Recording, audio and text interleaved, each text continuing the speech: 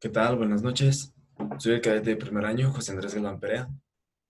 Actualmente curso la carrera de enfermería militar. La unidad de aprendizaje es fisiología humana. El tema a tratar, sistema urinario. Continuamos. Como conceptos generales. A este sistema urinario también se le conoce con el nombre de aparato excretor. Está formado por una serie de estructuras cuya función principal es recoger y eliminar todas las sustancias de desecho resultantes de las reacciones bioquímicas que tienen lugar en nuestro organismo. Los órganos principales de este aparato son los riñones, que forman la orina a partir de un proceso de filtración desde la sangre. O sea, las funciones del aparato urinario se pueden resumir de tal manera que quedan así. La formación de la orina en el riñón. La formación y eliminación de la orina contribuye a la regulación del medio interno. El riñón también se comporta como una glándula endocrina, secretando una hormona que viene siendo la eritropoyetina, que es necesaria en la producción de glóbulos rojos, la hematopoiesis. Bueno, también produce renina, que participa en la regulación de la presión arterial,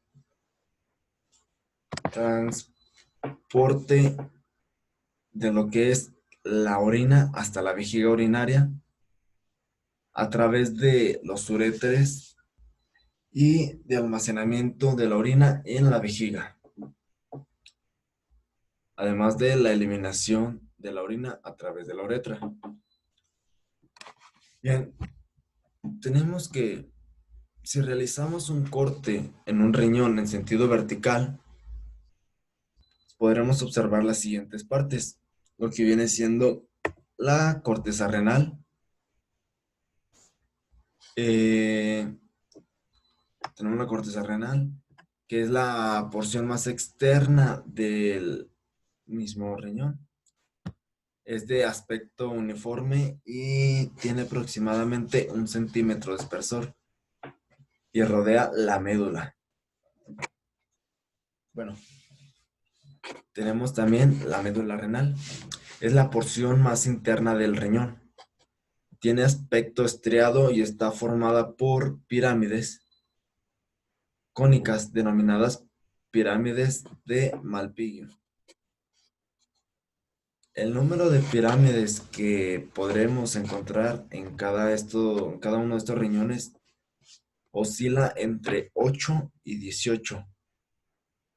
La base de cada pirámide está orientada hacia el exterior y el vértice de la misma se localiza en la papila renal. El hilio renal es una hendidura situada en el borde interno común.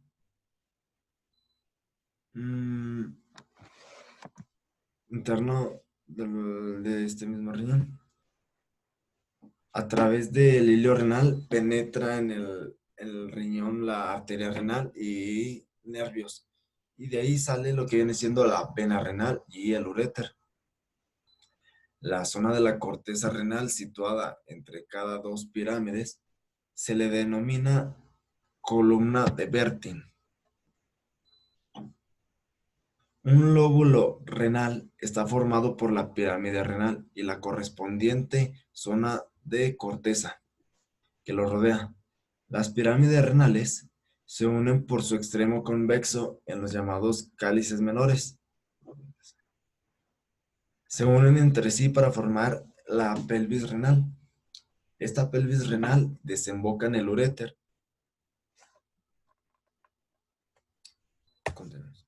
Tenemos que como unidad estructural y funcional del riñón se le denomina nefrona. Tenemos que en cada riñón hay entre 1 y 3 millones de nefronas. Cada nefrona está formada por corpúsculo renal, constituido por ¿cómo se dice? Por el glomérulo y la cápsula de Bowman. En el interior ¿cómo se dice? Interior de la cápsula de Bowman se encuentra lo que es el glomérulo. El glomérulo está formado a su vez por una gran red de capilares sanguíneos, envueltos por una membrana que, como ya lo habíamos dicho, está denominada cápsula de Bowman. En el interior de esa cápsula entra una arteriola, la cual viene siendo la arteriola, una arteriola aferente, y sale otra llamada arteriola eferente. En sí, la cápsula de Bowman es una membrana de doble hoja que se invagina sobre sí misma para alojar al glomérulo, creando en su interior un espacio, el espacio de Bowman, donde se recoge la orina filtrada del glomérulo. Bueno, aquí tenemos ¿cómo se dice? Los tipos de nefrona, la yuxtamedular y la cortical, no lo conocemos. Enseguida lo veremos. Bueno, tenemos también ¿cómo dice? Tenemos lo que viene siendo los túbulos. Aquí, bueno, esto viene siendo la nefrona como tal. Y en la nefrona, ya dijimos, encontraremos túbulos. Tenemos principalmente el túbulo contorneado proximal. Esta es la continuación del corpúsculo renal. Presenta dos zonas, una situada en la corteza renal, que presenta muchas sinuosidades alrededor del corpúsculo renal, y mm, otra situada en la zona medular del riñón. Esta es mucho más recta que la primera. La pared del túbulo contorneado proximal está formada por una capa de células epiteliales apoyadas sobre una membrana basal. Después tenemos lo que es el asa de Henle. Este lo tenemos en forma de U. Está formada por una porción descendente y delgada, y una porción ascendente que en la primera parte del trayecto es delgada, mientras que en la segunda es gruesa. Tenemos, por tercero, el túbulo contorneado distal. En este prácticamente viene siendo la continuación de la saga de Henle. Y tenemos por último el túbulo colector, que es un tubo recto en el cual se reúnen entre sí para desaguar en lo que viene siendo lo- los cálices, los cálices de la pelvis renal. La cápsula de Bowman, el túbulo contorneado proximal y el túbulo contorneado distal están situados en la corteza renal. Lo que viene siendo el asa de Henle y el túbulo colector se sitúan en la médula renal. Como decíamos, hay nefronas que ocupan en el riñón una posición cortical, mientras otras se sitúan en posición yuxtamedular. Las diferencias que tienen estas es que mm, la, las la forma y en parte anatómicamente el tamaño ¿cómo se dice? Son diferentes, como lo podemos ver en esta imagen.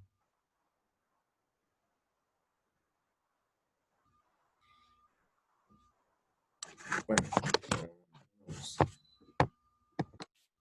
Entonces aquí seguimos con los uréteres.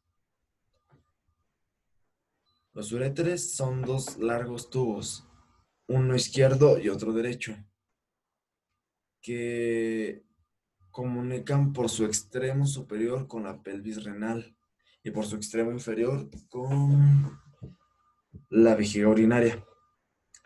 Tiene una longitud aproximada de 30 centímetros.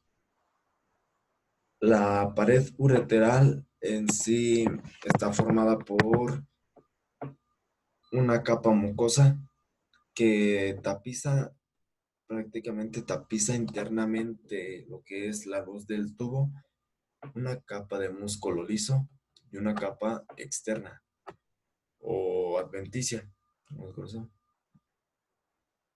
Tenemos que la vejiga es una especie de saco membranoso que actúa como reservorio o, bueno, como almacenaje de orina entre cada dos micciones. Está situada detrás sínfis, de la sínfisis del pubis. Tiene una forma de pera. Esta presenta en sí una base ancha de forma triangular y el trígono de Lietaud, en cuyos vértices superiores desembocan los uréteres, y en el vaso, en el vértice inferior, tiene su comienzo la uretra. Aquí tenemos que en sí lo que viene siendo la vejiga urinaria. mm, Como ya lo dijimos, esta tiene tres capas, forman el músculo detrusor. Esta se refiere a que cuando se contrae, expulsa la orina y tiene como en sí antagonistas los esfínteres de la uretra. La capa mucosa pues está formada por epitelio de transición urinario, que es un epitelio estratificado de hasta 8 capas de célula impermeable en contacto con la orina, y por la lámina propia, que es el tejido, que es de tejido conjuntivo. Bueno, pues en sí ¿cómo se dice? La capacidad fisiológica de la vejiga urinaria, o hasta que aparece en nosotros el deseo de orinar, oscila entre los 250 a 300 centímetros cúbicos y puede aumentar de 2 a 3 litros en caso de tener una retención aguda de orina. Esta capacidad se reduce en casos de tener una cistitis hasta los 50 centímetros cúbicos. Pues bueno, ahora tenemos lo que viene siendo la uretra.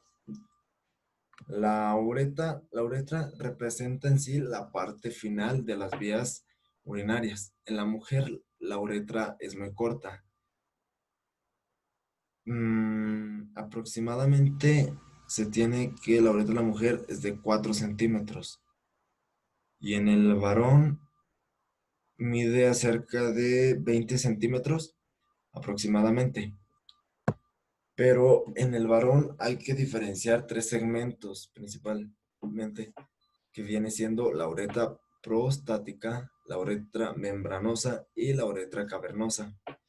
La uretra prostática mide unos 3 centímetros de longitud. Esta atraviesa el espesor de la próstata y en ella desemboca la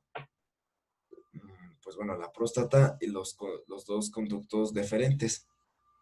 La uretra membranosa es muy corta. Esta mide esta mide 2.5 centímetros y presenta un engrosamiento de fibras musculares esqueléticas que corresponde al esfínter externo. Dicho esfínter está controlado voluntariamente y la uretra cavernosa discurre en el espesor del músculo del mismo. Mide unos 15 centímetros y termina en el meato urinario. La unión de la uretra con la vejiga presenta un engrosamiento muscular denominado esfínter uretral interno, formado por fibras musculares dispuestas en haces espirales, circulares y longitudinales, que constituyen el músculo detrusor de la vejiga. Entonces, de aquí pasaremos a lo que viene siendo la vascularización del riñón. Bueno, tenemos que la arteria renal, que es una rama de la aorta abdominal, penetra en el riñón a través del ilio. Está ramificándose internamente de, de manera que el riñón sea uno de los, ¿cómo se dice? Uno de los órganos mejor vascularizados. Tenemos que la arteria renal se ramifica formando pequeñas arterias interlobulares que en sí estas llegan a la zona cortical para formar las arterias arqueadas, las cuales se sitúan alrededor de la base de las pirámides. De las arterias arqueadas tenemos que estas nacen las arteriolas aferentes, que llegan a la cápsula de Bowman. Estas llegan en sí para dividirse en su interior en una, ¿cómo se dice? Una gran red de capilares, lo que vienen siendo los capilares glomerulares. Los capilares glomerulares vuelven a fusionarse entre sí para dar lugar a la arteriola eferente, que esta abandona la cápsula de Bowman y a su vez desaguan en las venas intertabulares. Ya me confundí. Sí, la arteriola eferente abandona la cápsula de Bowman y a su vez desaguan en las venas intertabulares y estas a su vez en la vena renal, que por cierto, esta abandona el riñón por el hilio renal.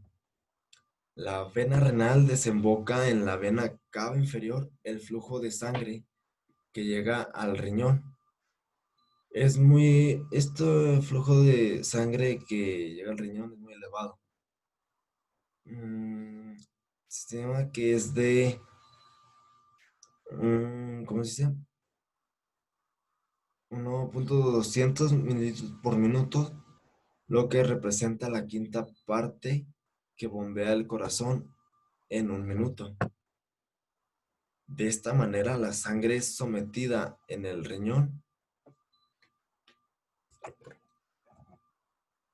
hacia un proceso de depuración, donde son eliminados todos aquellos metabolismos de desecho y sustancias que se encuentran en exceso, para así mantener un equilibrio homeostático. Tenemos la formación de la orina. La formación de la orina, la homeostasis consiste en el mantenimiento constante del medio interno, sin modificación de los parámetros bioquímicos. Esta función se lleva a cabo gracias al riñón, que se comporta como una estación depuradora de la sangre.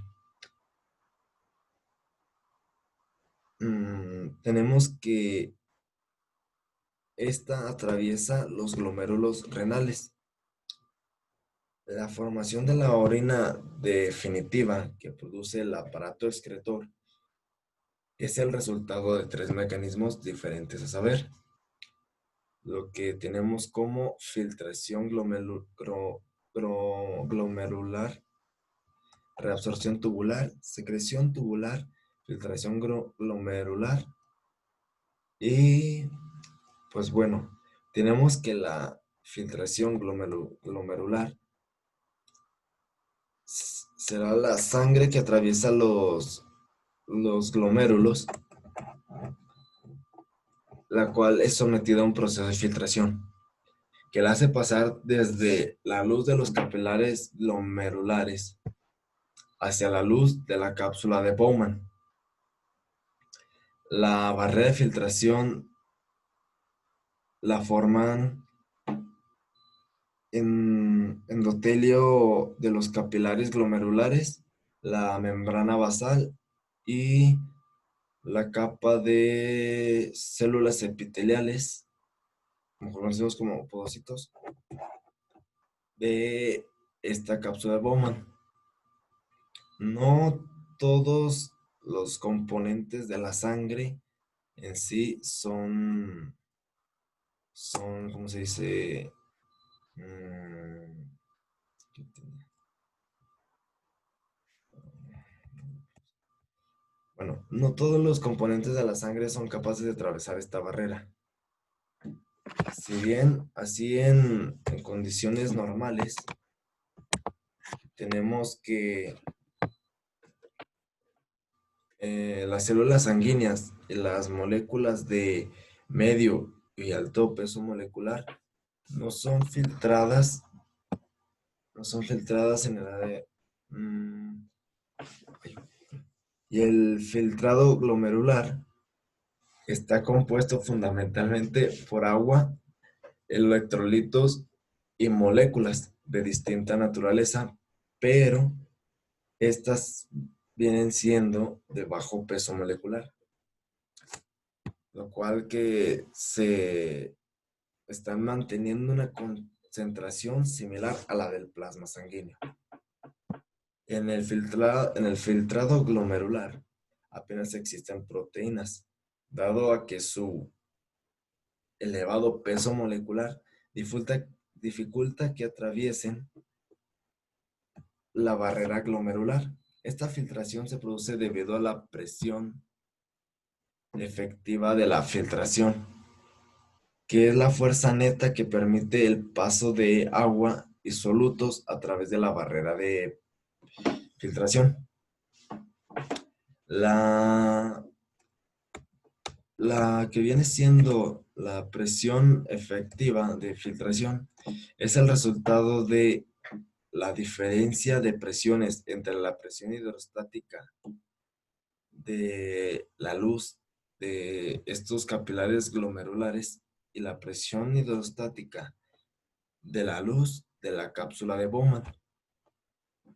Esta presión favorece la salida de los líquidos hacia la cápsula de Bowman. La presión oncótica del capilar glomerular se debe a las proteínas del plasma, que por su carga eléctrica son capaces de en sí atraer y retener solutos debido a su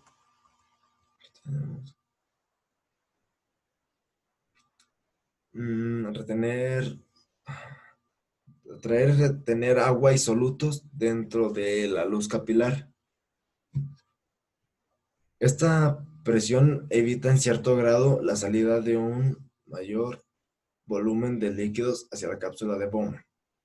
No sé si lo habíamos dicho, me parece. Sí.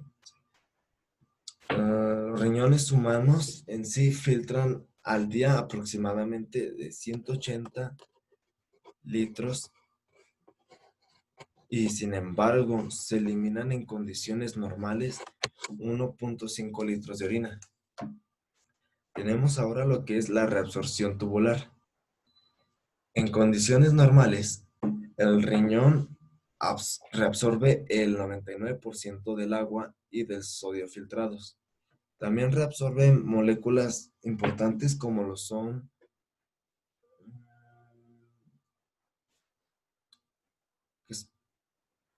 bueno, no recuerdo.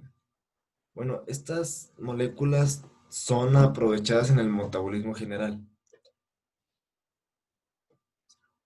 Y debido a su bajo peso molecular, son filtradas como ocurre en la glucosa, los aminoácidos y etc.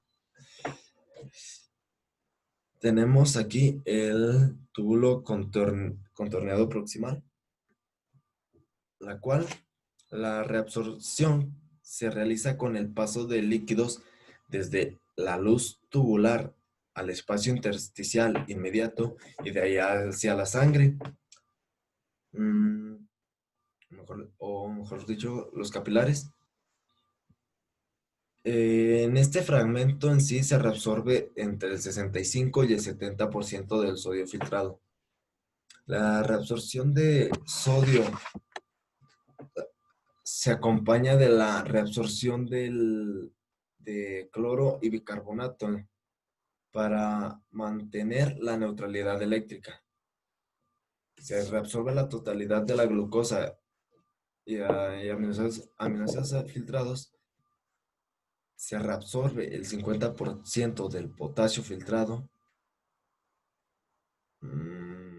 Bien en sí por un mecanismo activo o pasivo, con predominio de este segundo mecanismo. Como consecuencia de la reabsorción de las anteriores, se produce una disminución de la osmolaridad del líquido filtrado y aumenta la del líquido reabsorbido al espacio intersticial. Se crea así una diferencia de concentración entre ambos compartimentos, que estos favorecen la reabsorción pasiva del agua. También tenemos que se reabsorbe el 50% de la urea filtrada por un mecanismo pasivo. Lo que viene siendo la asa de Henle, en la parte de la rama descendente, se reabsorbe agua y también se produce la secreción neta de urea, que pasa del espacio intersticial a la luz del asa, para así ser eliminada por la orina. El líquido que queda en la luz de esta asa se vuelve hipertónico al perder el agua y mantener solamente los solutos. En la porción delgada de la rama ascendente del asa de Henle se reabsorbe lo que viene siendo el sodio y el cloro de forma pasiva, debido a que el gradiente de concentración, que es mayor en el asa que en el espacio intersticial, al final de este fragmento el líquido es isotónico.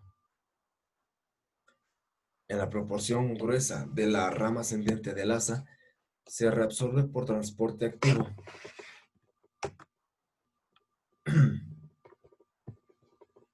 Se reabsorbe por transporte activo y tenemos que